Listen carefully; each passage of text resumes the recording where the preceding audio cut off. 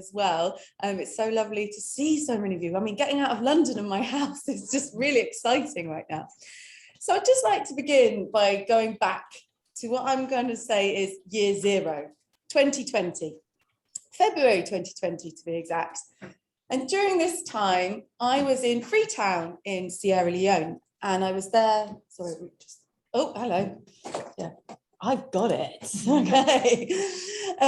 So in February 2020, I was in Freetown in Sierra Leone, and it wasn't my first time in Freetown. I'd been there in 2015 during the Ebola outbreak, and I wanted to go back to try and see what happens when the whole international community and the global health carnival moves out, and what happens to women then. Because I was really interested in the impact of health emergencies on women and their health and their everyday lives.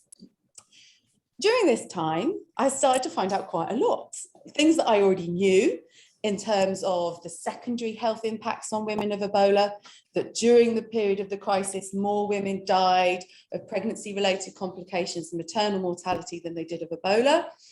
But I also learned about what happened with some of the health measures that were being enacted. Do you need me to dance? I can do this, don't worry. So I was also then interested in some of the kind of wider consequences of health measures that were put into place to deal with Ebola. And so this could be loss of income for women, but also women's security as well. Are we okay? Yeah, no, I'm just going to sit a bit there. That's all right. And what I was finding is that as we now all come to know some very familiar trends about the impacts of public health measures on women and their lives. Those working in the informal sector were very much hit in terms of their livelihoods, but also the threat to women's security during quarantine and lockdown measures. Now, back in 2020, at the start of 2020, these were issues that weren't really talked about, particularly among kind of global health people, or even people working in women, peace and security, or even international development. So while I was there, I was on WhatsApp to my kind of academic buddies, like everybody does, going, oh, this is all really fascinating, I'm finding all these things out. Where at the same time, everyone's saying, but what's going on with this new virus, with this new coronavirus? And at the time I was like, well, flu is boring, I don't do flu, so I'm not going to talk about it. But then it became increasingly important. People in Sierra Leone were talking about it, saying, what are we going to do if it comes back? It being a health emergency, not Ebola. But when I got back to the UK, not so much. You didn't really see people talking about it as much. However, some of us got together and thought, well, if this is going to be big, then we do need to alert the attention of the impact this is going to have on women, because no one's talking about it. No one's talking about this at all. So we got together, had a conversation, wrote a piece for The Lancet, the medical journal, which this is a quirk that you're going to be like, well, who cares about this? But it's quite important about how things get formed. Wrote this piece, and there was kind of lots of authors on this piece. And so The Lancet said, you can't have loads of authors, you can only have 2 or 3. So we said, oh, well, what should we do? Oh, right, what we'll do is we'll just call ourselves the Gender and COVID Working Group, and they'll just be the co-authors.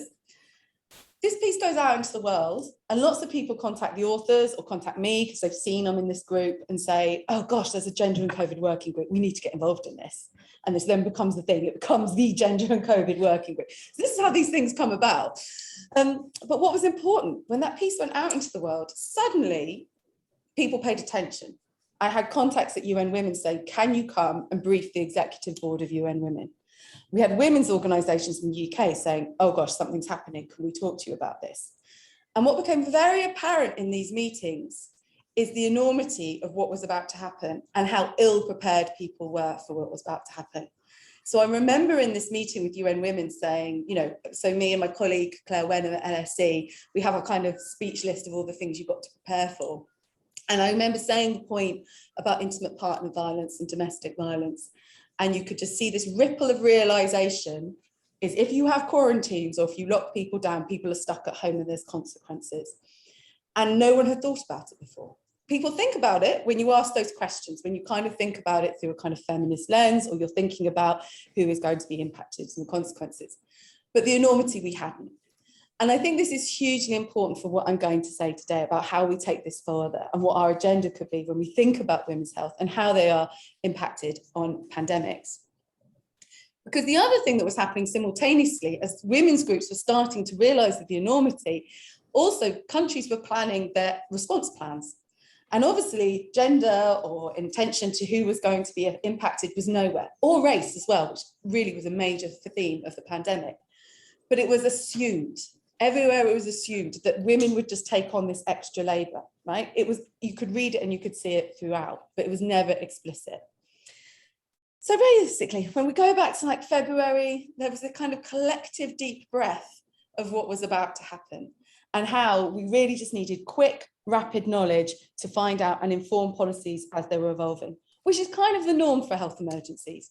There is a playbook of what you do with health emergencies, but there is also a rapid response that you are dealing with that crisis. There's a whole idea that you never fight the last one, you're always thinking about the next one.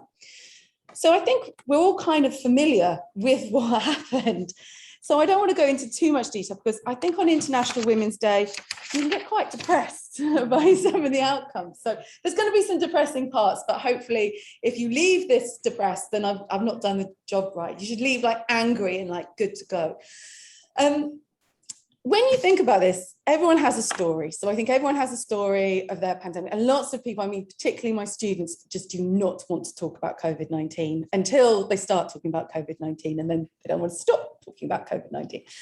But the first question you have to ask when we're thinking about the impacts of a virus and inequalities is who gets sick and who dies. And to do that, you need to have data, all right? And you need to have data that is going to be sex disaggregated data to start with, and that's a very public health term. And you have to have data disaggregated around ethnicity as well, increasingly. This is a big issue because in the past, some pandemics have affected women more than men. And the reason why is all kind of driven by gender norms and social constructs, okay? We can unpack that more in the Q&A, but I'm just going to kind of put that big elephant there for now. Therefore, you really need to know if you're going to target your response, even if you don't care about inequality. If you want to stop a virus, you need to know who it's impacting and why it's impacting them, and therefore tailor your interventions around that. So from the outset, you'll know, particularly people here in the UK, that data wasn't something the UK did at the start. We didn't do test, trace, isolate and support measures. They were delayed, contact tracing, okay? They were all completely delayed, which is just completely bonkers because you don't know what you're chasing and you don't know where it is. But the other issue when you want to think about this is also which countries from the outset are doing contact tracing, but who are actually disaggregating their data in some way. And globally, this just did not happen, okay? So you saw people then starting to do it themselves. So you have initiatives like Global Health 50-50, which are all about 50-50 representation. They started to try and get their own data sets together. I know Claire's team at LSE, they were trying to get their data sets together. But of course, this data depends on states actually reporting it and collecting it. It's impossible. And often it's quite flawed. So you're working with quite flawed data if it even exists in the first place.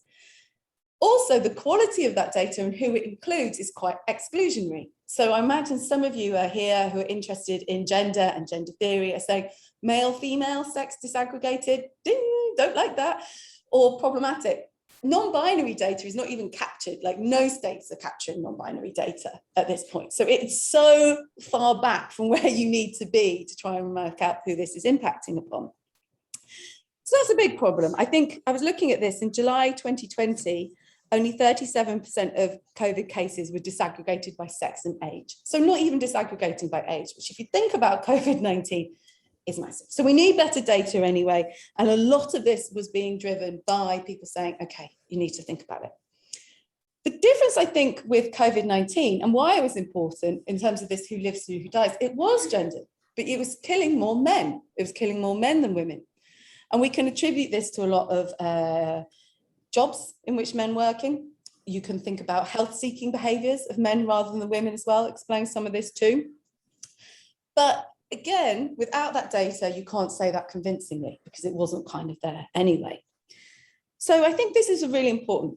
Also, more vitally, of course, was racial inequalities that were coming out as well. So in the UK, for example, Black women were 4.3 times more likely to die from COVID-19 in 2020 than white women. 4.3 times.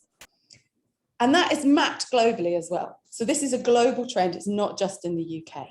And for lots of people who've been looking at race and healthcare for a long time, will know that this also maps on, at the time, to what was known as 5 times more.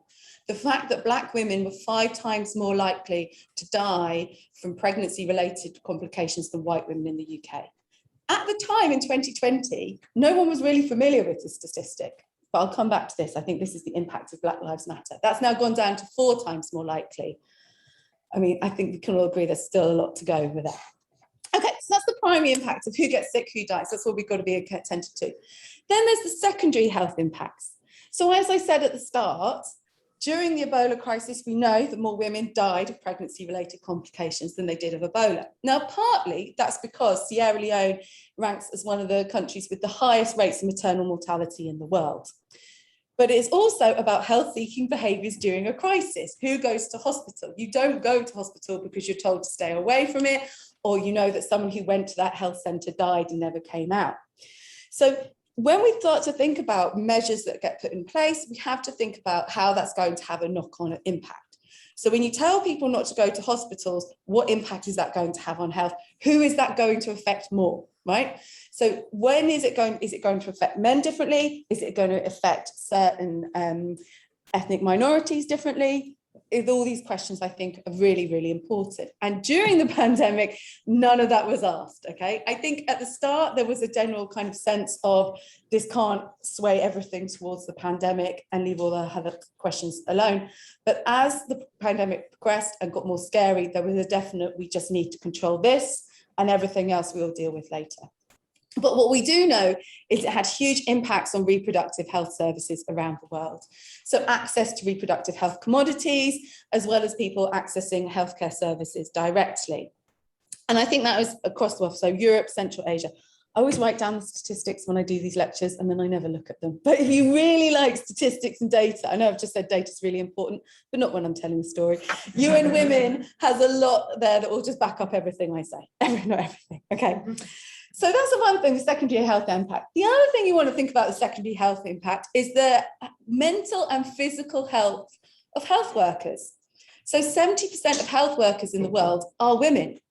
This is when we start to think about who gets sick and who dies. Everyone thinks women, because they're on the front line. So you think, okay, they're going to be more vulnerable. Didn't map that way in COVID-19, but it is a huge issue in terms of looking at the well-being of health workers in the world.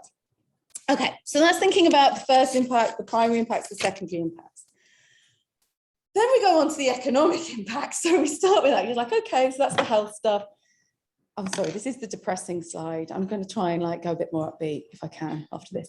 Then we think about the economic impact. So women's formal employment in terms of paid work, women were more affected than men in terms of job losses. Again, that mapped globally. I think there was a 19% more at risk of losing their job than men, right? So that's in the formal sector. So if you're employed, you have a job, you're more likely to lose your job than if you're a man.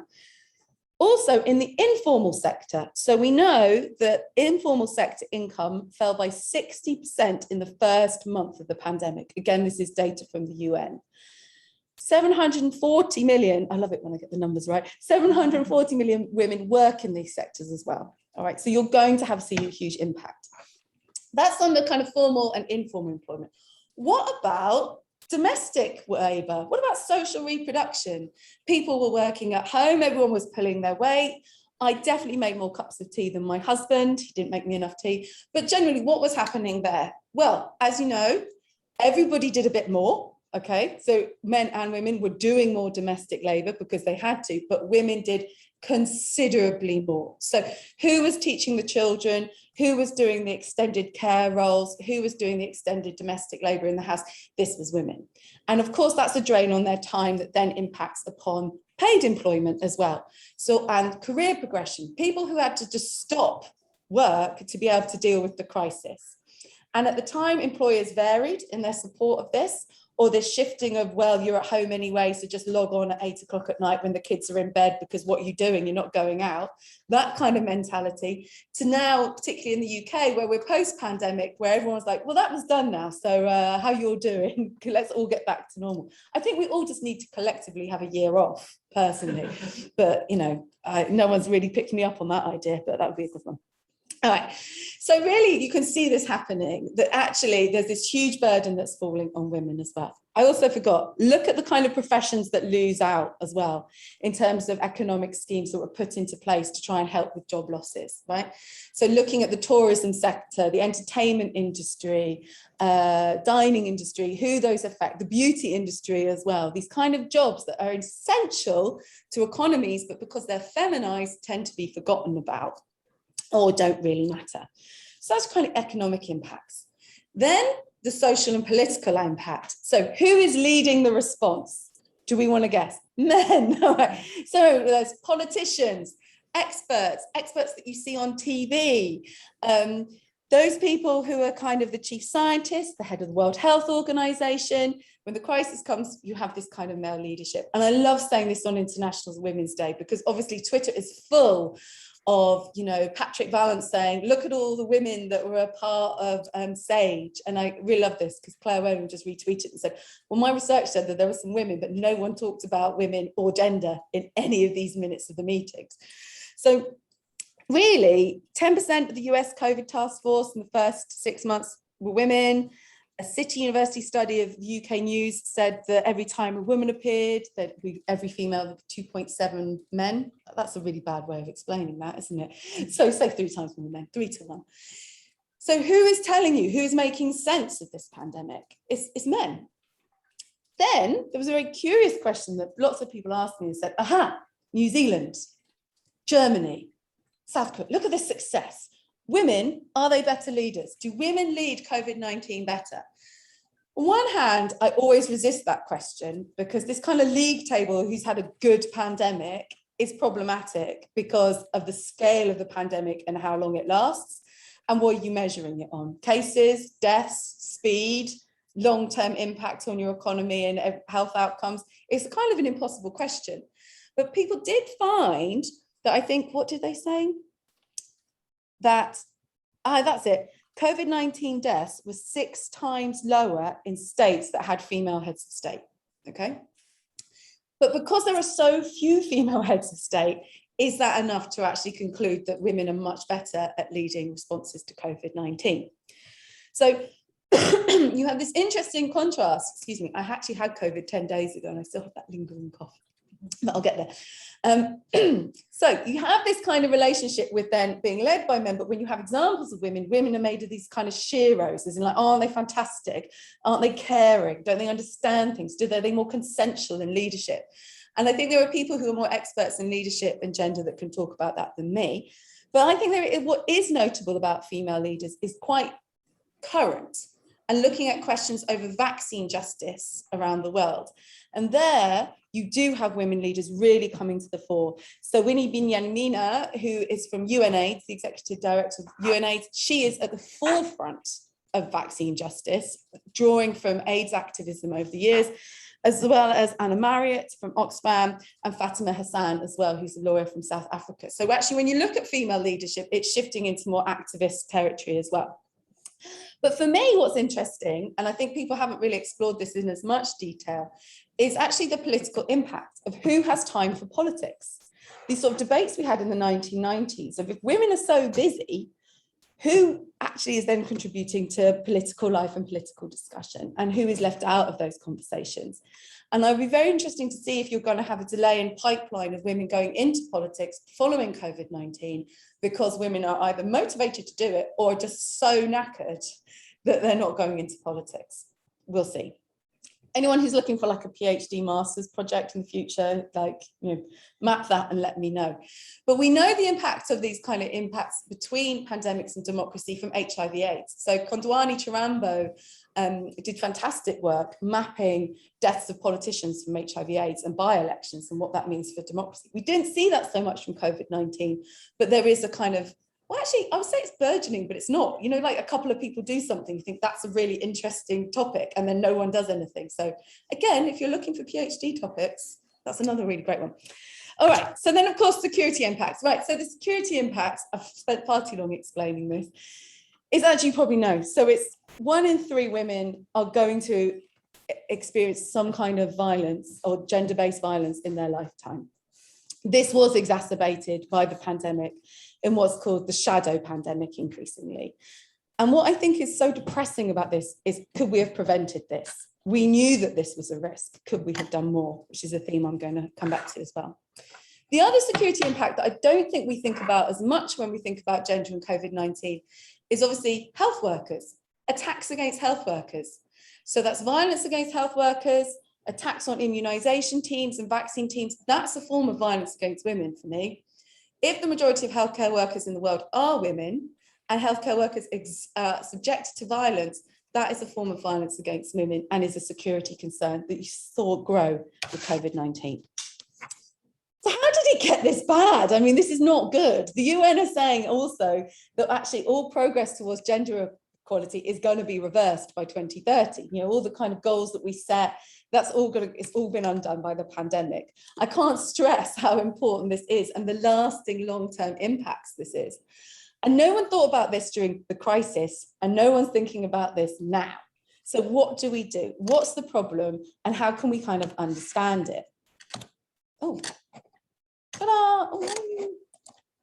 Here we go. Firstly, right, I'm going to offer 4 kind of ways in which we might want to think about this. And this is what happens when you move your slides around on the train. Aha, there we go. All right. Firstly, we just actually need to think globally, and we need to think globally about women's health, and we need to think globally when we think about health and gender inequality. And that might seem really obvious to people online and people here who might work on international relations, be like, yeah, duh, that's what I do all the time. But I think we could really be accused of looking the other way with COVID-19. And that is the biggest problem, especially here in the UK and in Europe. If you read the UK's security and defence strategy, a pandemic is up there as one of the top threats, right? Also antimicrobial resistance. So pandemic flu and antimicrobial resistance. It's there, black and white. The whole thing is framed about health emergencies happen over there. They don't happen here. And if they happen here, we have a functioning health system, we'll be fine. And I'll be completely honest, I thought the same. I think you have to be honest about this. And I work globally. I was like, yeah, you know, I remember talking to students going, yeah, if it does come here, 2 things. Firstly, we have a health system that functions really well if we allow it to. And secondly, we export experts all the time that deal with health emergencies. So if we just go and talk to those experts, we should be all right. I mean, how wrong was I? And we can unpack that if you want. But what I think is important is it was always framed as something to be contained in other countries, to be developed in other countries. What I was surprised by, given the expertise that we have in the UK, how much of that expertise was not tapped into. Firstly, it was only some expertise. And secondly, considering so many people who'd worked on previous health emergencies in parts of Asia, in parts of Africa, why were we not bringing in those people that we have been working with, right? Why weren't we bringing in people from Sierra Leone, from the GRC, who know how to manage these kind of outbreaks? There was an arrogance there that countries could do it. So we weren't thinking globally. There are so many lessons learned that everyone just went, no, okay. So that's the big problem. And I think this was really fundamental for these impacts. All the impacts I said to you, showed you just then, they are exacerbated, they are massive. But you saw similar impacts on the gendered impacts of HIV and AIDS that has been particularly in parts of Eastern and Southern Africa, acute impacts on women's health, economics, and social and political lives.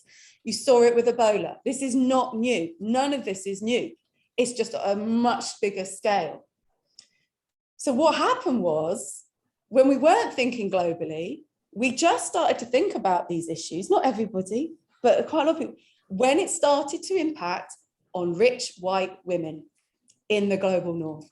That's when suddenly everyone started to think, oh my God, health and emergencies and pandemics are really bad. Even though women around the world have been facing some of these challenges for decades. So fundamentally, we always need to think about what has happened, what precedent do we have from around the world? And I'm personally, this is one of those things that, you know, if I could ever redo the last 2 years, which let's face it, nobody wants to do, to have shouted more loudly at the start about the risks of lockdowns to women's security and insecurity. I would have been so much, I mean, I don't know how loud, where I would have gone with this loudness, but I feel like that's something I definitely regret. So that's the first approach. We need to be global. Second, we need new questions. So when we think about the feminist toolkit, or we think about these kind of problems of kind of gender inequality, I think we have a really good set of questions. The big one, where are the women? I mean, we're never going to get away with that question, are we? It's like tattooed on every international relations gender scholars under their eyelids. Where are the women? Where are the silences? Where are the gaps? Where are the margins? Who's being marginalized? Who's doing the work? Who's being left out? Who are the decision makers? Where's the money going? These are all really, really helpful. And I think these are really good questions, and they get us somewhere. They get us to the start of where we're going. But with health, it only gets you so far, because there's a problem with global health. Because with these questions come very predictable answers in policy realms, which is make women more visible, get more money, create political will.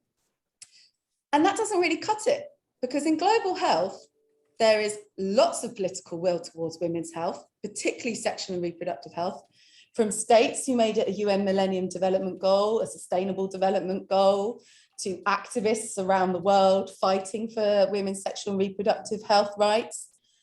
People know about this, right? And there is a political will to act and do something. That's not the problem. The visibility isn't the problem.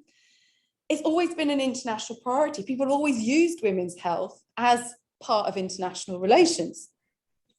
There's also a general public understanding recently from books such as Caroline Criado Perez's Invisible Women, that's done masses of impact on how people understand gender bias, particularly in science and healthcare. And that's not just in countries such as the UK or Europe. You're seeing this ripple across. Everybody who is engaged in some sort of scientific research at least has to attend to these kind of biases and think about them now. So you're seeing actually real changes happening in that way. There's also bags of rhetoric. You can't get away with not acknowledging International Women's Day, or not somehow saying that women are great or you're taking a gender approach. You can't do that anymore. And you particularly can't do it in COVID-19. Yes, this leads to tokenism, but it's there. So this kind of these gaps that we always say that there's no political will, there's no money. No, not the case. This has been something that has had a lot of attention. Not the impacts of health, but health itself, okay? Also, liberal feminism and kind of lean-in feminism abounds. Okay, the solution to all these problems is very much, if women just turn up and do more, we can fix the world's problems. So for me, the problem is not so much one of kind of visibility or political will, but this problem of conspicuous invisibility, which I first thought about way back in 2014, 15 with the Ebola response. Because how do you deal with these questions when women are everywhere? Now, I know obviously women make up half the population, blah, blah, blah. But actually in this sector, in a very feminized sector, such as global health, do we need to think about these questions of visibility differently? So that's one part of it. The other is we are now living in a real attention economy where visibility is a certain currency, but also can distract from actually very poignant and important issues because we're always looking the other way. So how are certain forms of visibility used to distract from others? And as feminists, we've known this forever. Okay, so like a good feminist, I'm not going to pretend that this is new or original. I am building on the work of lots of different feminist scholars who have gone before me. But I think it's very important to think about this in global health, that in a sector that is feminized, the more visible women are, the more invisible gender relations become, all right? Women are used to distract from more structural gender questions. Secondly, a problem with global health is a lot of it is rooted in rights and justice. So people who have been fighting for the right to health, who see themselves as committed to the well-being of others. This creates what, I know this is, I'm not really sure about this term, but I'm going with it, a bit of a woke misogyny problem, right? That people cannot possibly be sexist in the way that you can't possibly be racist if you have fought in some sort of social justice campaign, right? And that you are a good guy. I'm one of the good guys. Like, I'm one of the good guys. I can't be racist, right? That is a huge issue within global health. People are not willing to look at themselves and their kind of complicity in this, and often will use their credentials in other aspects of fighting for justice in healthcare to negate the others. And that's massive. The other issue, of course, is emphasizing female agency to depoliticize gender. It's just to say, women are fantastic. Not all women, yes, but we are. Women are fantastic and women can solve the problem. Women, if you give them money, they can reduce child health outcomes, right? If you make women leaders, they're going to have better COVID-19 responses. If you get women immunizing everyone, everything will be fine. And you abstract that from the structural drivers that lead to all those impacts. It's an add women and stir, right? Those of you who do international development, it's as simple as that, but it's more than that. It's just like making women more busy all the time. When I think most women right now just want to be left alone for a little bit, okay.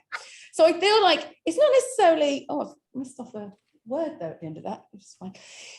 It's not necessarily new questions, but I actually think we need to go back to some of these sort of basic questions of the 90s, really, are kind of like this kind of radical democracy questions as well, but I'll come back to that. All right, what we also need to do, am I right for time, Roberta? Okay, fine, okay, is learn from each other. This is really important to me. Because, oh, sorry, the questions I said, I've just skipped a bit. This is when I go off tangent and don't actually look at my notes. The other questions I think we should be asking then, if we need new questions, is who does female visibility or leadership serve? Who is it serving? Basic question. What are you distracting me from? So when I look at my Twitter feed when I go home and it's all about International Women's Day, what is this distracting me from? What is this person who's tweeting this? What are they trying to say and what are they trying to hide? And what change is being proposed? So with this attention, why are you shifting my attention away from something? Looking at things with a kind of a critical eye is always fundamental. So, and then fortunately, furthermore, this is my last one that I was also thinking about on the trip. This is why you shouldn't look at your notes when traveling somewhere, because it just sends you in different directions. Is how is care and love being instrumentalized to disadvantage women? And that is massive in health, huge. Think about the debate around pay rises for nurses in the UK. Is everyone from it? Like no pay rise, because it's an act of care, it's an act of love. No, it doesn't matter what they've just gone through. Think about the current UCU strikes and how academics are being told, well, if you really cared about your students, which we all do, then you wouldn't do this. So it's how care and love is being used as a way to somehow disadvantage or discriminate against women. So we need to learn from each other. This is moving on to my next point. My real great concern at the moment is that the women's health movement, which has kind of blossomed, it was blossoming before the pandemic and now it's huge, risks not learning anything from the debates of women in international development or women, peace and security or gender politics that have happened for the last 30 years, right? There is this jump now to representation, inclusion, visibility, leadership, right? Add women and stir, gender mainstreaming. I'm not saying they're bad things, but we know that there are consequences of that and there are traps. So my sort of sense is, let's just get to the good bit. Let's learn from each other and see what those traps are, because at the moment, I think that movement is actually falling into a lot of these traps. You can see this by the sort of narrative that is starting to build around Build Back Better within global health. It's saying, right, we have to have demands for representation. That's leading just to token visible inclusion. It's about saying we need more funding, more political will.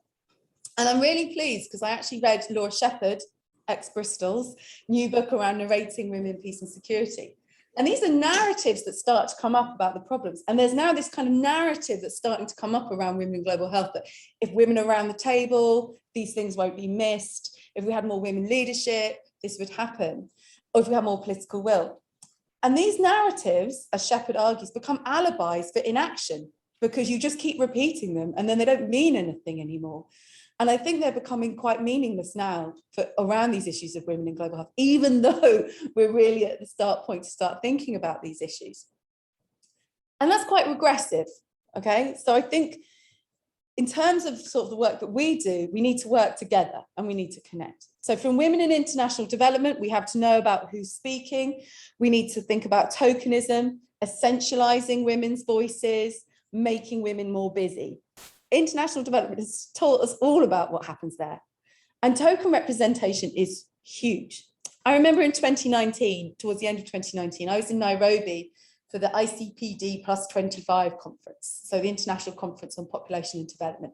So this marks when the UN Population Funds was founded. It was a big old conference. And, you know, I'd started this project on women and gender and global health, so it's before the pandemic, and I was like, no one's talking about this, I'm so original.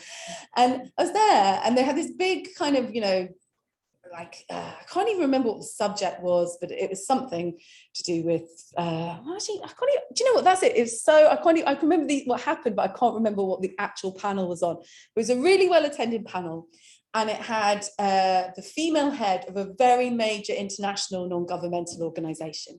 And she was a white European woman, and she gave her talk, and someone said, what are you gonna do to increase representation or give a seat at the table? And she went, tell you what I'm going to do. And she took a microphone off. She went, I'm going to give up my seat to X. And this Black African woman, see, even I was just like, I can't even remember anyone's names because of the representation. I'm going to give her a seat. So she gets up, she walks off, and then this woman comes and she kind of stands there and she tells her story, which is linked to sexual violence. And everybody is just lapping this up. Everyone's like, wow, she's done this. And I was just sort of sat there going, did anyone just see what happened? And it was a plant, obviously. It was a plant to say, I'm going to give this seat up. And I can remember just, I was going to ask the question saying, so how does this person get your job, right? And how do we stop eating her trauma in a way that makes us all feel better about ourselves? And if you'd read anything about gender and international development from the last 20 years, there is no way you would do that. You would just be like, that is like, no, it's so problematic in many ways. And so I feel like there's certain things that can be avoided. We can just skip through that and actually get to a point where representation is meaningful and actually leadership is meaningful. And same with women, peace and security. What gets prioritized, getting the low-hanging fruit, that's happening. And crucially, around reconstruction and building back better. If we think about understanding the impacts of health emergencies and crisis on women, the one thing that's always missing is what happens next, left out completely. And that's always been a stumbling block around the women, peace and security agenda. We can learn how feminists have navigated this space and bring it into global health. Similarly, women, peace and security can actually learn a lot from global health. This idea around the role of health workers in conflict, okay? Not even in conflict, sorry. The violence against health workers is a security issue. Also, health during conflict. So there's some great work that's happening with PRIO in Oslo that's shown how maternal mortality rates in conflict zones go down because you have a high concentration of the international community that sets up actually services, health services in countries that might not have had them before. Of course, as soon as that international community goes away, what do you think happens? It just goes back up again. Because when you think about reconstruction, nobody asks about women's health in that way. So I think we've got a lot to learn from each other. So I think that's super, super important. I don't think we have to make things up in Women in Global Health to understand some of these questions. Okay.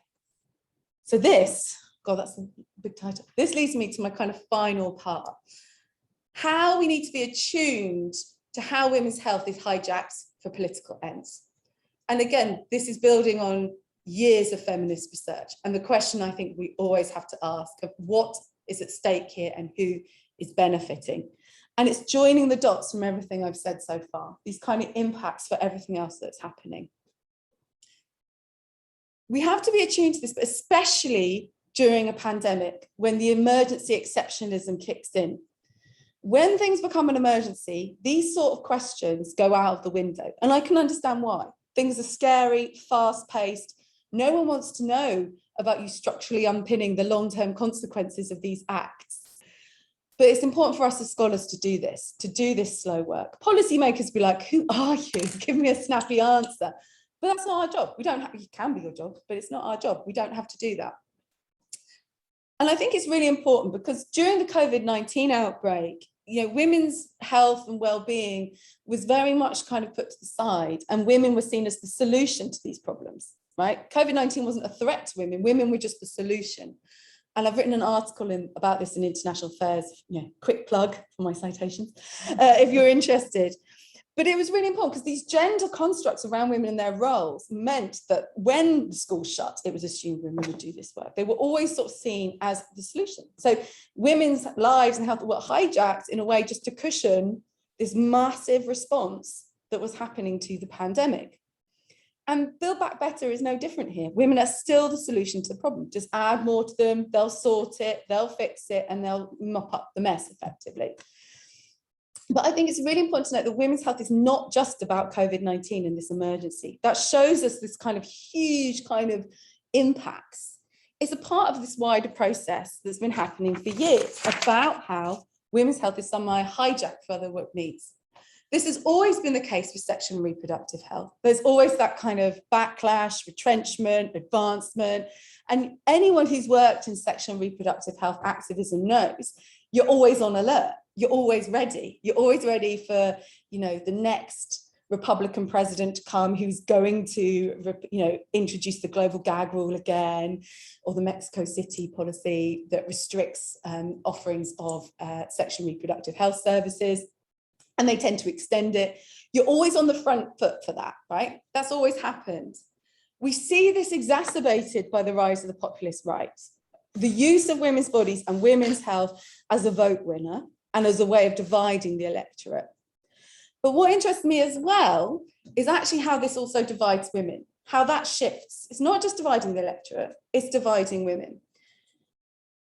And an important part of this that relates to women's health is a real bugbear of women working in health is everyone's obsession with the bikini health issues or the uterus, right?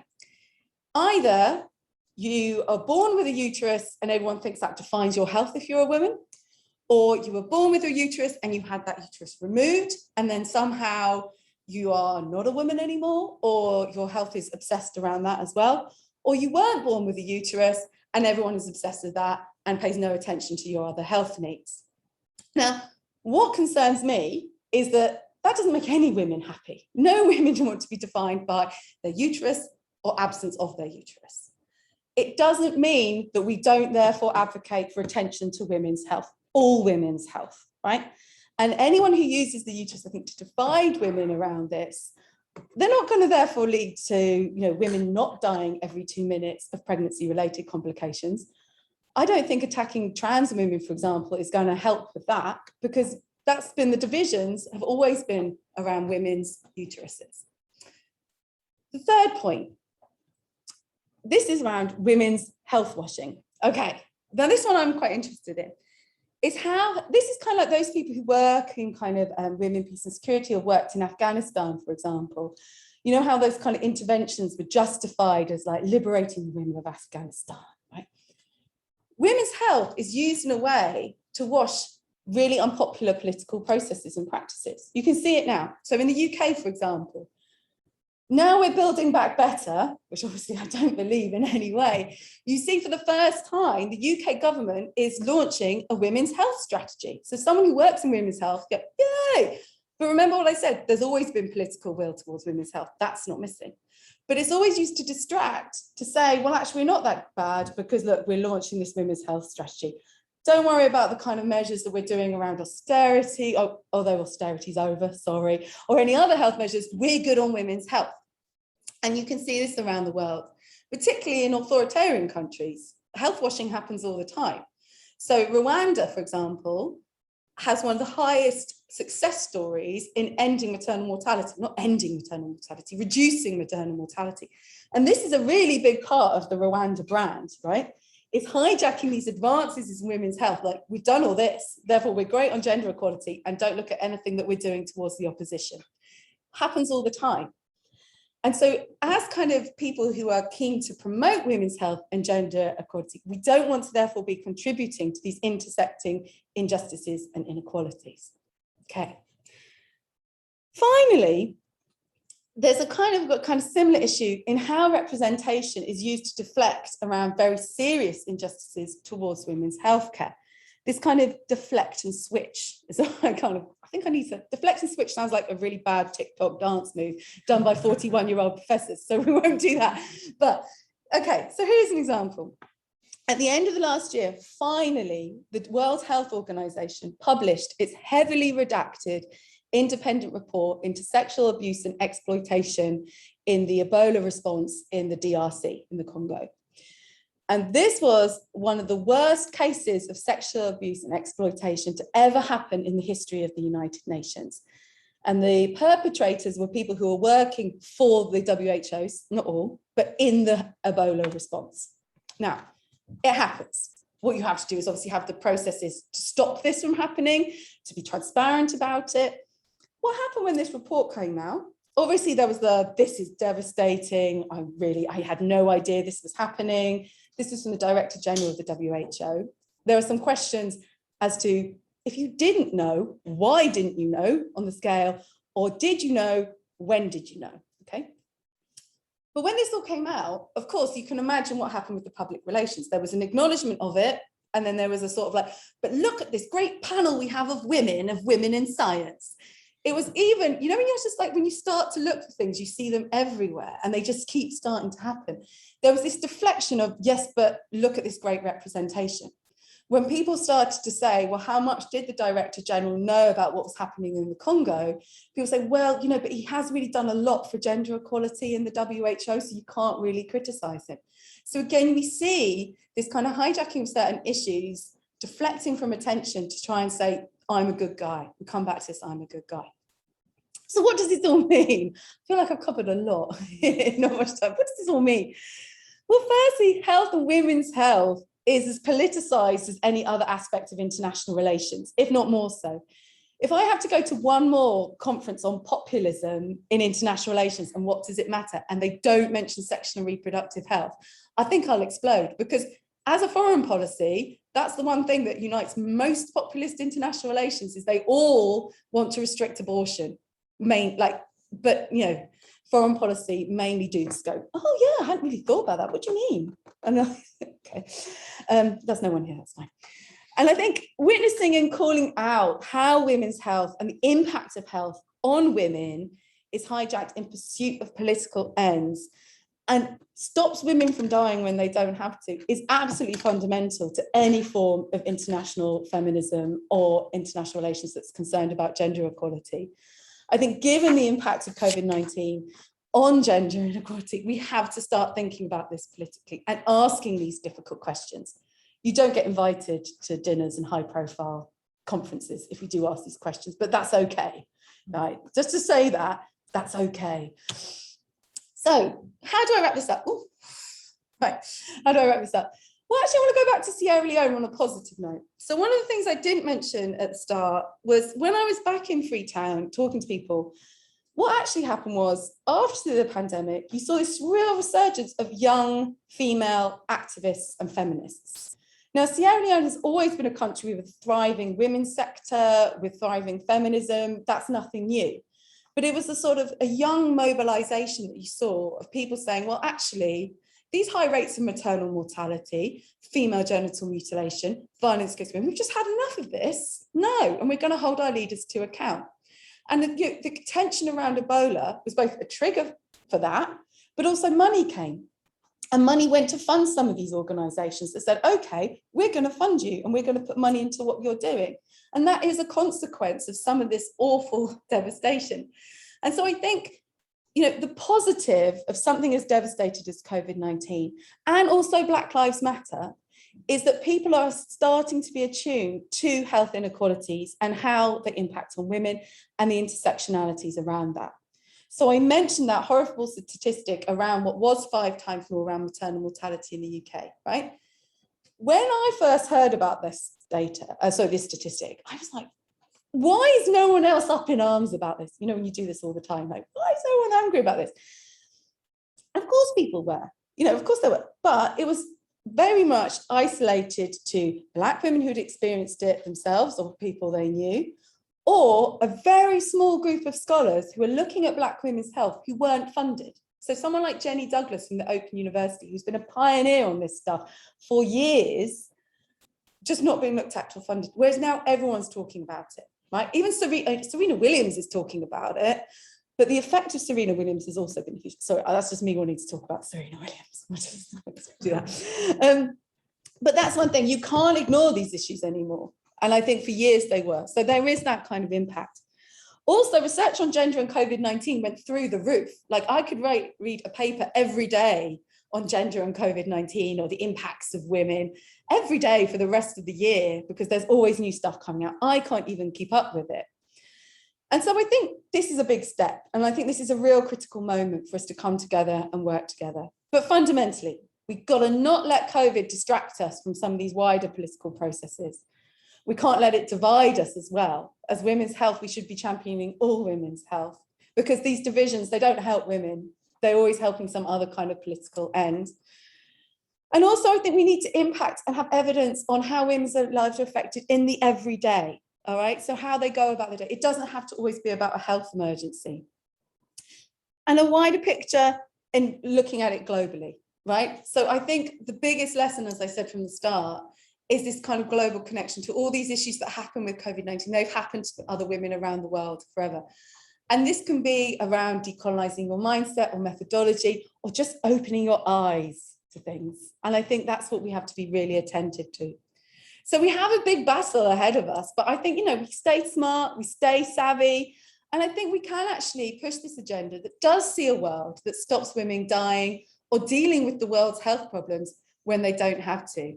Who just doesn't want a world where women can just live their lives, be able to access healthcare, and just be left alone? Thank you very much.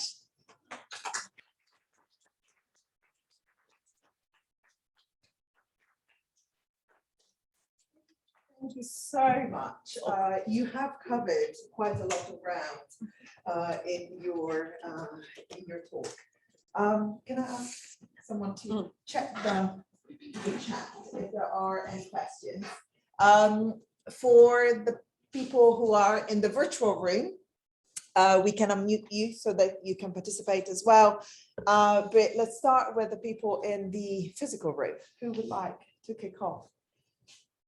Don't make me ask the first question. I have a lot. Yeah, please. Have you seen, or do you have any ideas on how we deal with the sort of just add women and stir, as you said earlier, issue? Because it's translatable to things outside of global health. I mean, in policy and international development, we've been looking at that in relation to the way that women are the solution to global poverty and the solution to climate crisis and sustainability work and so many other huge global issues. But how do we sort of activate that, move away from just add women and they'll deal with it? Oh, I love it when the first question is a big one. Yeah, okay, so I think there's a couple of things really. It's not seeing that as an endpoint. So adding women is great, like adding any, if you just have a room that is, just Black women and you haven't diluted that, you're not going to have a diverse experience. So actually just diversifying anything is a good thing, but they're not letting people who are committed to gender equality off the hook by saying that's the end point, right? It's not the end point. And I think also just so stressing women's agency, but not over egging women's agency. Also, I'm always concerned that people always think that women are these superheroes that we build up. And I think I'm quite interested in how this kind of, oh, hang on, I was about to go off on a major tangent on strong women. So I'll park that, but I can do in a sec. But this kind of strong women trope actually really undermines women because they put their health second to this. And I think that in something that was meant to be quite empowering is not empowering anymore. But yeah, I'll just park that there. And so I think just that it's not an end point, and saying that this is the first thing you do. And also women's participation has to be meaningful. And also women in those roles, supporting women around critical mass about how you navigate them, because it's the start, right? But any woman in any major organization where they're the only woman in the room, or they've just been added to the diversity committee or whatever that is, it's calling that out, and how you do that. And you do that by creating solidarity networks. And do you know what? Social media is also really effective. So I think, like, even today, there's a kind of, is it a gender pay bot or something, that every time, this is genius, right? Just stop listening to me and go on Twitter. That every time an institution goes, Happy International Women's Day, here's a strong woman, but like doing this, they're like, they retweet it and go, your gender pay gap is this. So there's innovative ways of just calling this stuff out, of saying, we're going to hold you to account. Yeah, that's the start, but it's not the end. And I think that's just fundamental. It's a start point. And I think people think it's the end point. In the same way they think get female leaders, get representation, that's an end point. It's not, it's the start. And also just allowing women to fuck up, like, and be bad at their jobs, like, because we are, and not, and because we are. Not everyone can do everything all the time. And I think everyone, and that's the other thing, is when women get into these positions, and this is also, I think about this gender and leadership in COVID-19, about like, aren't the women great? As soon as they made a mistake, you're piled upon for making a mistake, because obviously you're held to that standard as well. So yeah, so my simple answer is the start point, it's not the end point. And it's always going to exist because people want quick solutions. We're like, well, we need to understand the structural dynamics. They're like, no, just give me some women, give me some binders of women. Yeah. Brilliant. Great. We have one question Yeah. from, from online. It's from Fan. She wants to unmute and ask it for herself. Yeah, how about, I'm gonna do this. And hopefully this is gonna work. And let's do it this way. So you're all in the room. Yeah. Oh, that's quite terrifying. Go ahead and unmute yourself and you can ask the question. Hi, can you hear me? Hi, can you hear me? Oh, hang on. Sorry. Maybe it's on this computer. You should be able to do it now. Hi, can you hear me? Are you there with us?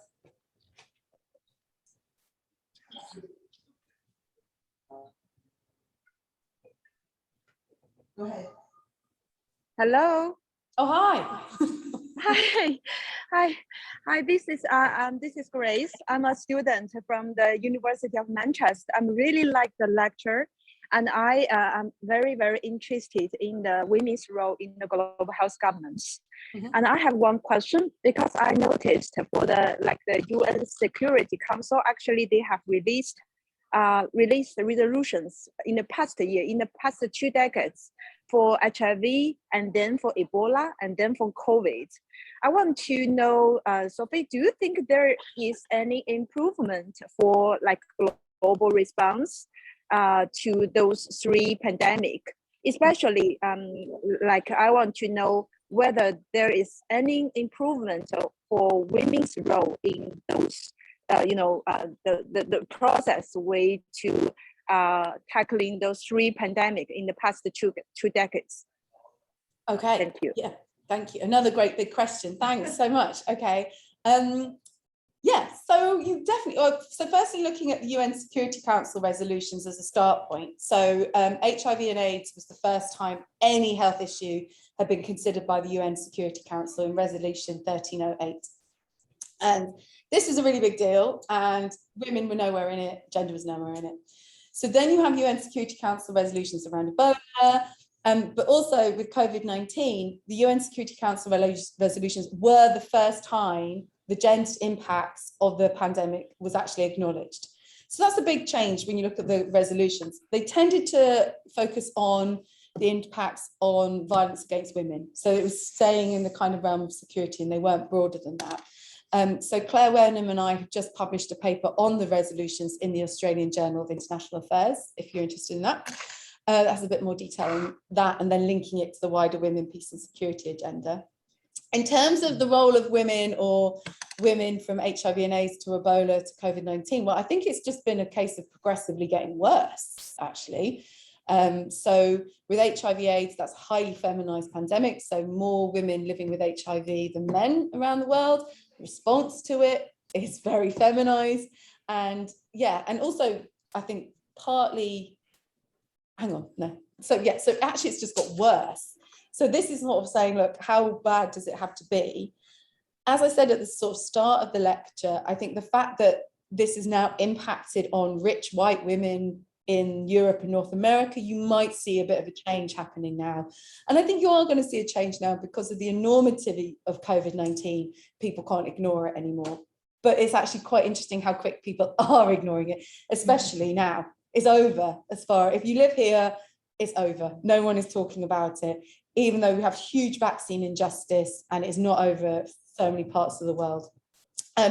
So I think that's quite interesting. The other thing, though, is female activism. And female activism has been really important in HIV and AIDS activism.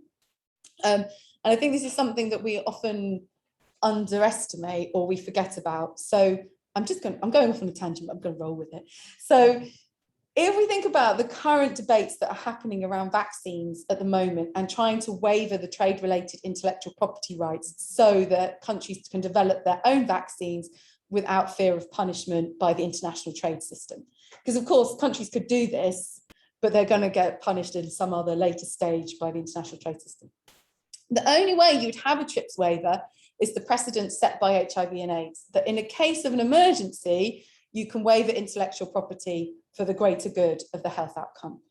And it was women in South Africa working with the Treatment Action Campaign around access to prevention of mother-to-child treatment that led to the major case in South Africa, which made the government actually have to give antiretrovirals to the population, but also led to the major changes that you saw in intellectual property in the World Trade Organization as well. So it's a kind of like, you have to take quite a few steps back, but that started with just everyday women fighting to claim their rights to health, because in South Africa, the constitution recognizes rights. So tangent there, but I'm just saying that, you know, women's activism has been fundamental and we still see it today. Okay, we still see it today in terms of vaccine justice. You wouldn't have this debate around the TRIPS waiver if it wasn't for that kind of activism as well by women in South Africa. Brilliant, thank you. You want to go for another one in the room? There's one Yeah. from Jennifer. I don't know if she wants to ask herself. You want to ask yourself, Jennifer? Jennifer, do you want You to can introduce unmute. yourself? Oh, sure. Oh, Thanks. hi, Sorry. Jennifer. Hello. Hi, thank you. That was so brilliant. I really, really enjoyed that. And I also really enjoyed your shout out to the gender pay gap bot on Twitter right now. It's fantastic. It's making my international mistake. You talked a little bit about the impact that populist leaders are having on sexual and reproductive health and rights. And I just wondered if you could talk a little bit more about that and what impact do you think the growth of right-wing populism more generally is going to have on the global health architecture in relation to women, or is having already on the global health architecture in relation to women? Well, like, firstly, Jennifer, you know more about that than I do, so you should do that. No, I and don't. Your own question. Jennifer Thompson's work, really fantastic. You should all read it, especially on this question. Well, I think actually the question's really good because I haven't actually looked at this in detail in terms of the impact on the global health architecture, because I think we know what happens at first with the global gag rule. So the global gag rule, every Republican president brings it in the US, every Democratic president reverses it. And this puts limits on how people can talk about abortion or offer abortion services around the world. And under Trump, this got extended quite significantly. But obviously, it's not just Trump, it's populist leaders more broadly. And what tends to happen is this happens, there's a huge problem in terms of funding in global health, because the US is one of the biggest bilateral funders in global, it is the biggest actually. And then what happens is lots of funders say, well, this is awful, so we're going to pick up the slack. So this would be kind of like CEDA Sweden would say, we will fund more for this. Or the Bill and Melinda Gates Foundation will say, well, we'll step up some funding for this. And so people say, well, we're going to like fill this funding gap. So you tend to have that relationship. But I think your question, Jennifer, I might have misinterpreted this, that I think is actually even more interesting in what happens to how global health is run, governed, managed, because it's not just this funding, but how do the people who work in these global health institutions, if they come from this kind of populist right background, how is that actually going to change how we see the issue of global health and women's health in particular? So I think that's one to actually map, to try and see who gets put in these kind of positions, because global health, even when you have kind of the rise of populist leaders, the people who work in global health, not all, tend to be more liberal or left-wing than kind of right populists, and aren't even left-wing populists, because obviously it goes like this. So it'd be interesting to see who's actually taking on those roles as well. And also the impact on activism and also how you shape your activism. So I think what's really interesting around populism and around sexual and reproductive health rights is obviously this kind of whole anti-gender ideology stuff and how that intersects with the whole decolonial moment and who's speaking and the language in which you use. And I think that's having real consequences throughout the world. So again, when I was in Sierra Leone in 2020, it was really interesting looking at the work that UNFPA were doing around female genital mutilation and who spoke. So the head of UNFPA at the time was a Black Ghanaian woman who was formidable. And I'm sure she can also be crap as well, just to come back to my other issues, but she was generally formidable. And she wouldn't publicly speak on FGM. And so she would say, no, it has to be a Black Sierra Leonean woman who speaks on this, because she was attuned to the fact that if she said anything, people would say she was imposing an agenda as a Ghanaian woman who wouldn't understand it. And definitely no white women who were working for UNFPA would speak on it. And that to me is common sense, but it was very much a kind of like, we know what is happening with the populism hijacking FGM as a sort of like, this is a rite of passage, this is like the West yet again telling us what to do. And I think health is really, really critical here, because I think it intersects with this reckoning you're having around racism in global health. So not decolonizing global health, but actually racism in global health, because of some of the colonial underpinnings of global health, right? And actually a lot of scientific research happening through testing on people living in colonies. And you have to be honest about that. Because if you're not honest about that, then a populist leader is going to say, you cannot trust the international community because look what they did. And they did do it. And so I think, you know, there's reasons to talk about racism for justice and very, very good reasons. There's also reasons about the wide impact this has on health outcomes and health practices as well. Because if you cover things up, that's when you start to see kind of populist leaders using that. And that's been also, God, I'm just going on now, but that's also been a really big issue with maternal health. So you'll see for the last 20 years, people didn't actually talk about reproductive health, they talked about maternal health. Because you strip out the politics then, you're just trying to stop women dying from pregnancy-related complications in childbirth. No, that's fine. But obviously, you know, one of the biggest drivers of maternal mortality is lack of access to safe abortions. So you take that out, and so people would be offering safe abortions, but not saying that they were doing it. So they weren't lying, but they would just say, well, we're just doing maternal health. And then you have politicians saying, well, hang on, what's that? What they're doing something different, even though for a period, everyone knew that that major NGO was doing safe abortion, but everyone was kind of like, we just accept that that's happening until politically it doesn't suit political leaders. And then suddenly you start to get called out on it. So I think transparency is really important. But Jennifer, I would love to have a coffee with you and basically do more on this. Excellent, more projects to come. Yeah, exactly. Any questions from the room? Chris. Hi, Chris. Yeah, thanks, Sophie. My brain is good, but I think I'm a little bit bigger than this now. Oh. Thank you, it's a pleasure. There's one thing you said when you were talking about the different kinds of questions you should be asking. One of them sent a chill down my spine, which was, how is care and love being instrumentalized to disadvantage women, which I thought was incredibly well. I wondered if you could say a little bit more about how care and love is being instrumentalized to disadvantage women, but also like more unfair part to throw at you, like how do you build a feminist health politics that is rooted in care and love that doesn't just get gobbled up by the instrumentalizing machine? Like, how do you foreground love without getting folded into that? I know. I wish I had the answer to that, because I think that the kind of the feminist ethic of care is a really important part of thinking about feminist ethics as well. And I think this is something I'm just sort of like stuck in, really. And I think looking at women's health in particular is sort of helping me unpack those. This is really annoying answer to your question, because it's not a pointed one, it's like I'm unpacking it. But I think for me, I think it's really interesting how that happens in healthcare, in terms of both the division of majority of workers in healthcare being in the care sector, but therefore can't do leadership. And care doesn't transcend to leadership, and there's a division there. But then this sort of instrumentation of that in how we keep people low paid, how we justify them working for free as well, because much of the care work that women do is free. And that's not just free in terms of what they do in the home, but particularly, I mean, in HIV and AIDS, this is huge. Like, if you go to any health clinic or HIV clinic in a rural community in sub-Saharan Africa where I work, it's full of female volunteers that are not being paid. And as soon as there is some prestige attached to that, in come the men and they get paid. And they're all, and whenever I ask people, like, why don't you pay them? Like, you know, this is £1 million industry, the HIV AIDS industry. Why aren't they getting paid? And they're like, they're doing it out of care. They're doing it out of care.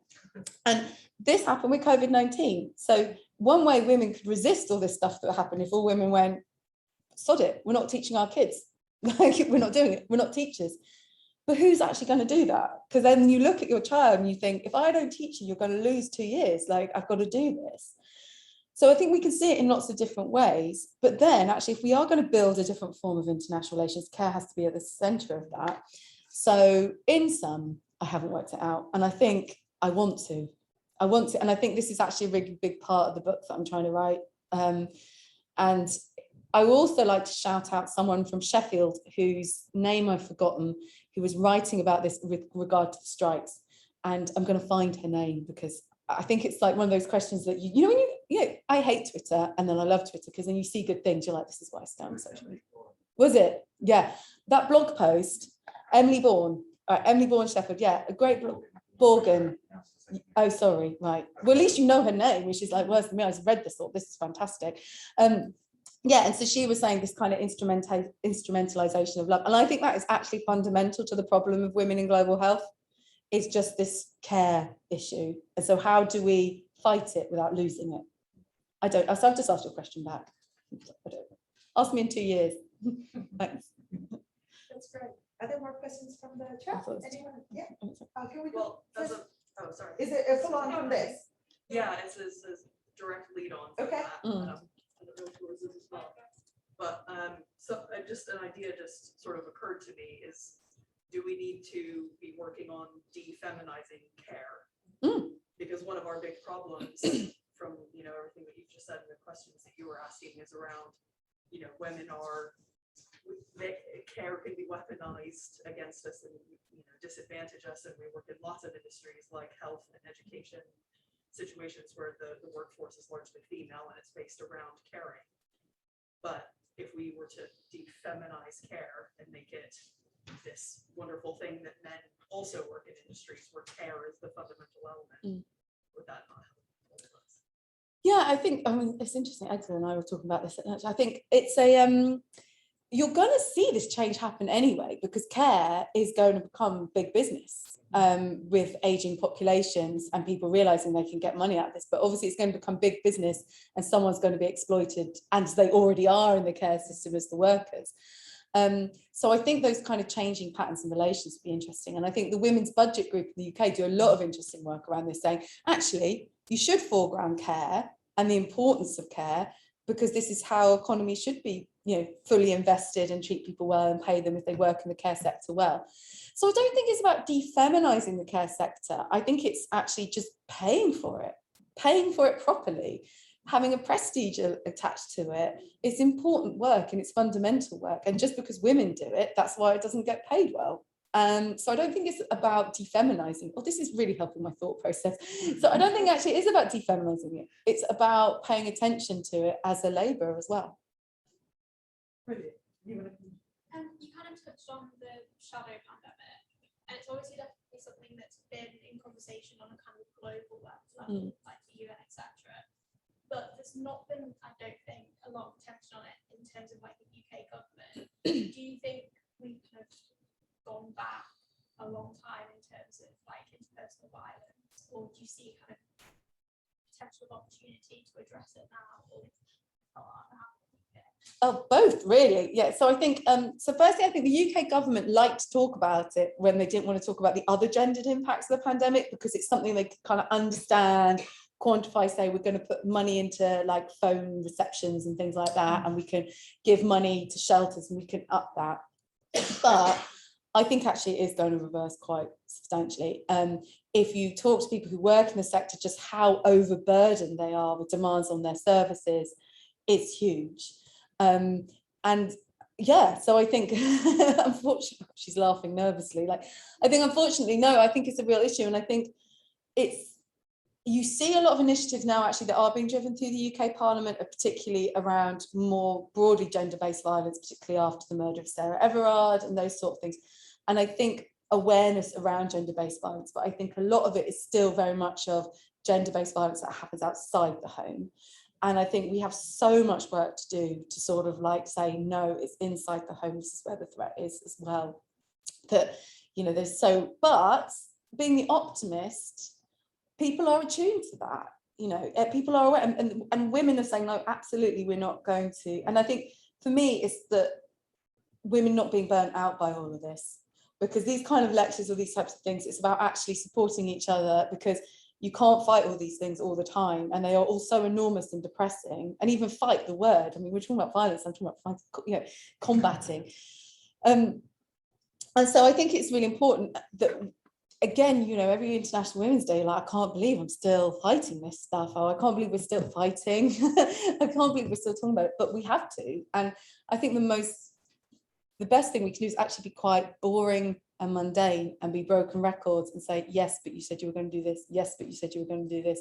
Why has this not happened? And hold governments to account and say, okay, you said this, but how much money are you giving to women's refugees? How much are you giving to this? And again, and just sort of being inclusive of all women as well. All women, so migrant women, what's happening there? What's happening with hostile, all this kind of stuff, I think very much uniting around that. We have a question from, I'm sorry if I mispronounced it, but Kijan, do you want to yourself and ask the question? So it's really interesting to know more about the institutional work again. Said there's a representation of women in national institutions. So that these women who are trying to have the career do not really need. They submit to the group. Oh, sorry, we just is your question around representation in international institutions? That's the only bit I could kind of get. Yes, yes. Okay. Yeah, so Kijan is saying it's really interesting to know more about institutional work against feminism, as greater representation of women has been involved in international institutions. Is it the case that these women who are trying to have a brighter career prospects, even though they do not really fit, tactically submit to the rules of the game laid down by men? Hence, attention that should be placed on what really matters for women has been distracted. Okay, all right. Okay. So is the question, as a woman in an international institution who wants to progress with their career, the extent to which you play the game without actually reinforcing those inequalities themselves, that kind of thing? I think we'll go with, okay. So I think that's like, again, one of those tensions that any woman working in institutions come across. And I think it's very important, you know, once you take in that space, and particularly if you reach a senior level in that space, what you can push against and knowing what you can push against. So I think when you're kind of at the start of your career, there is a certain amount of playing the game to progress and being aware of that, but also thinking to yourself, what impact is this going to have on other forms of inequality if I do that? And sometimes you have to make a tactical choice around that, I think. And I think that's very difficult. But I think even from the outset, forming networks of women within institutions is so important, because the microaggressions that you will be subjected to, which all women I think will be, and to even an nth degree, if you're a woman of colour in an institution that's predominantly white, that actually you develop informal tactics to navigate this. So it's really important, I think, to form those kind of networks, have those sort of mentors. Also, mentoring. If you have a mentor who is rubbish, get a new mentor as well. I think that applies to everyone. So that's the first thing. I think it's okay to be ambitious. That's fine. Like, lean in, like, go for it. Don't worry. But also be attentive. Like, if I do this, what are the consequences of my actions? And always being attuned to that. The other thing is sometimes getting out of the way and shutting up. That's a big one. You don't know everything. And then also when you get to a senior position and you can push more, I think that's when you can actually see changes happening. So yeah, I think you can definitely call stuff out more when you're in a privileged position of senior leadership. I found that personally in my career, and I think it's more as well in these senior careers. And of course, you're going to always get backlash, because that just is always what's going to happen. That's why I think it's really important to have these kind of networks as well. But that doesn't mean that there's a problem in being ambitious. I definitely don't want to advocate for that. That's okay. Brilliant, thank you. Oh, and you don't have to trample on people to get to where you want to go. I think that's fundamental. Yeah. Hello, thank you so much. This has been amazing and you've covered so much ground. And I'm particularly interested in this idea that you have of the hijacking or the conspicuous invisibility, the way that basically we distract from issues while seemingly kind of targeting or practicing a very diluted form of feminism. I wanted to pose a practical example of something that I've kind of that popped into my head when you were discussing this, which is education and the kind of the mandatory thing that happens in education of having to do a session on FGM, training all the staff in schools, obviously a very feminized sphere, to deliver a kind of session on FGM to the students, and how this gets carried out. And then that's one thing which is obviously really important. And then on the side of that, while I was working in a school and training and doing this, I also found out that there's not been a single arrest in the UK for anything to do with FGM, even though it's considered a crime, even if it happens somewhere else. So even if somebody who lives in or is a resident in the UK is brought to another country for FGM purposes. And I obviously realized that criminalization isn't necessarily obviously ideally we want to prevent it from happening, but the fact there hasn't been a single arrest is quite striking. And I wonder, is this an example of what you would say, a way that the government or education can say, well, we're doing all we can because we're forcing every single school to teach about FGM, but then the consequences aren't happening. And how do we build a kind of stronger network of solidarity? How do we call out this kind of injustice when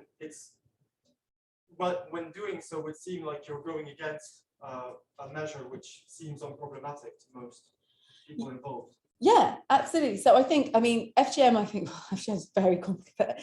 Yeah, absolutely. So it's sort of saying, even if it wasn't, it's like, we're doing this big initiative, we really care about this, so we're rolling out. And that actually is fine. And I think then the criminalization, if there are any arrests, we can go down the route of, is it right to criminalize and all that type of thing. But yeah, actually what changes?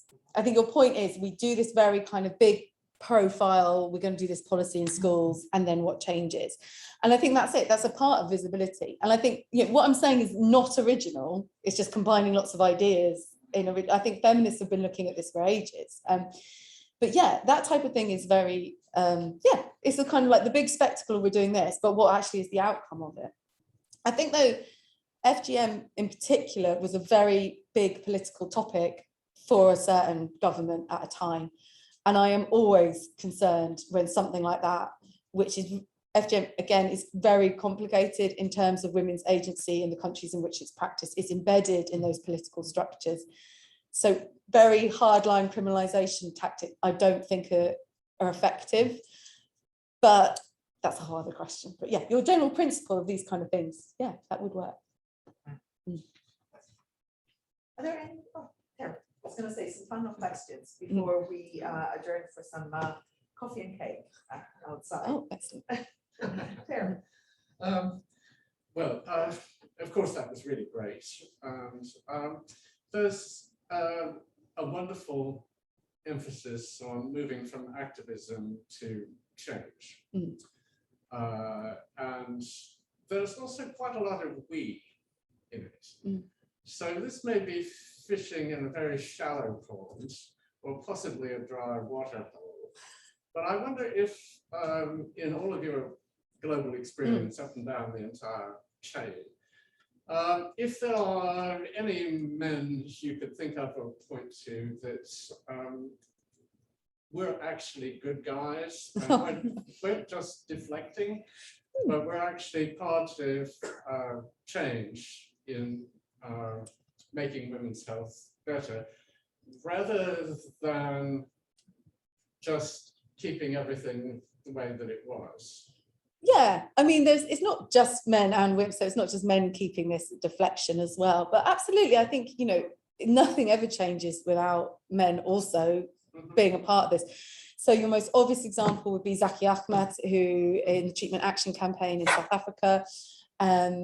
There were other activists who are a bit more contentious. So Paul Farmer, who recently died, but some people like, anyway, Paul Farmer is a bit of a grenade at the moment. But yeah, so there are people who I think obviously are very high profile, have supported these issues around women's health. Actually, doctors on the ground, so obviously the Nobel Prize women are around maternal mortality as well. I think, whose name has just completely slipped my mind, sorry, Dennis.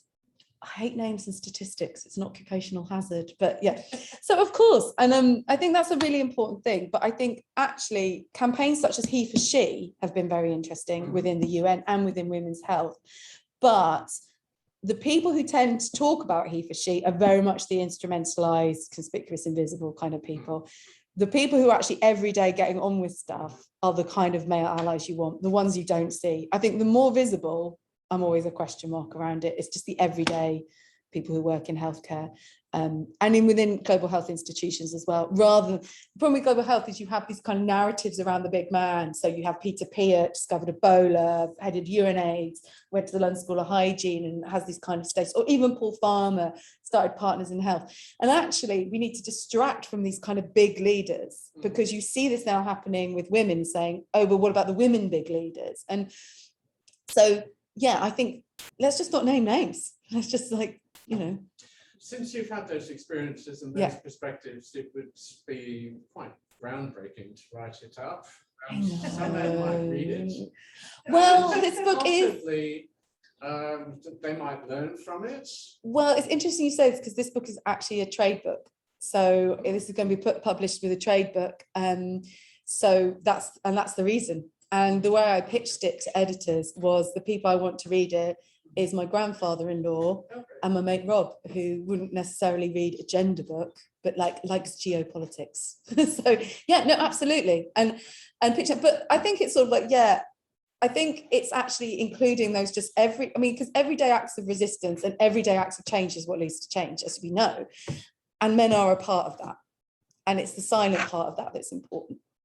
There's a question at the back. Yes. Hi. That was such a great lecture. Thank you very much for it. I was just wondering how you would suggest decolonising women's health, but also protecting women's health. So obviously the topic of FGM's come up quite a lot today, and there's obviously colonial ties to that. So what's the solution? Yeah, I mean, I think it's a really great question, and it's actually just methods and practices and who listens and who speaks and how you change your thinking around it. So I think FGM is a really good example that in Sierra Leone, so that's where I kind of had some experience of, is that the people who are leading changes in FGM are women's activists who often have been survivors of FGM, who understand the politics of it, who are saying what you need is bondo without the cutting. So bondo being the rite of passage.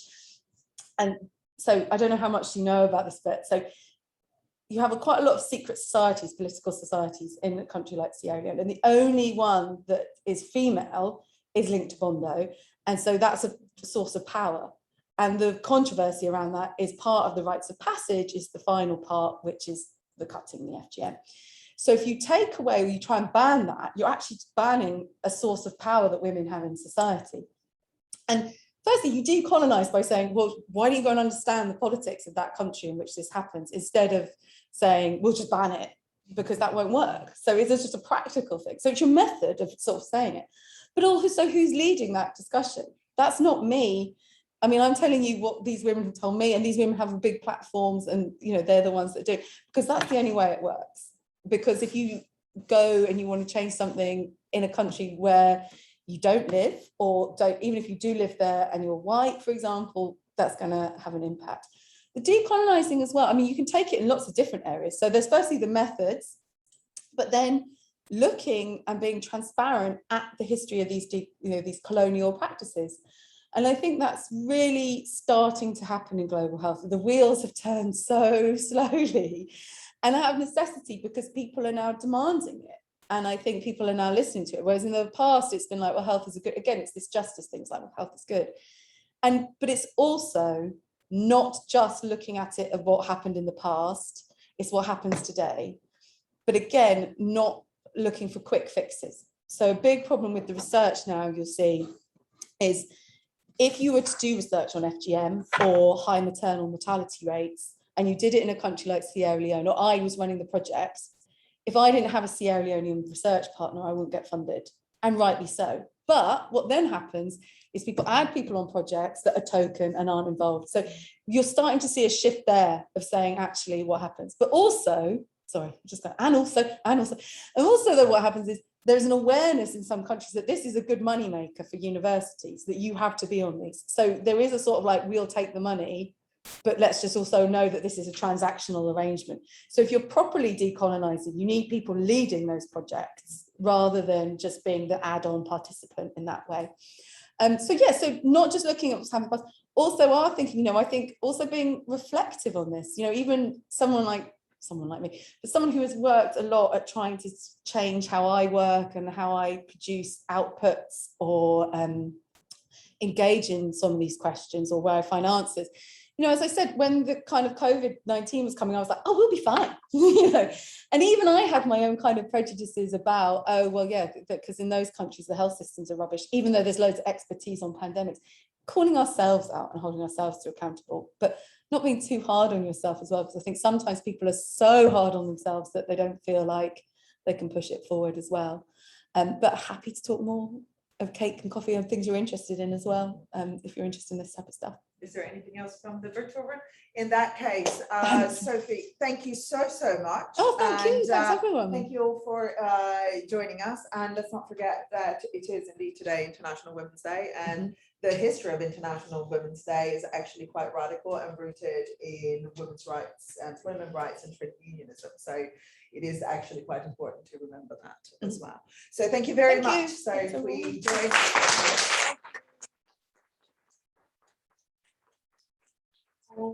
There's coffee and cake outside, and hope you can stick around to enjoy it with us. Thank you. Thanks, everyone. Brilliant. Thanks for coming. Thank you.